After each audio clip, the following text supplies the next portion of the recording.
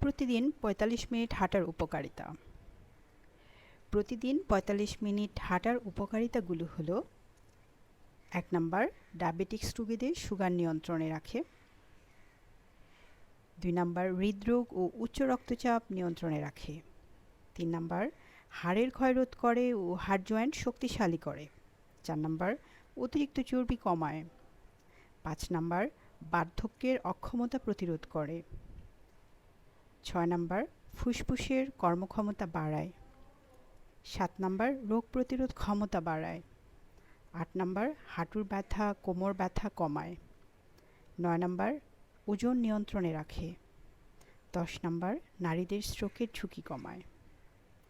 ১১ number, শিরা উপশিরাগুলো সচল রাখে। ১২ নাম্বার, মন ভালো রাখে। ১৩ নাম্বার হলো মিষ্টি জাতীয় খাবারের প্রতি আসক্তি কমায়।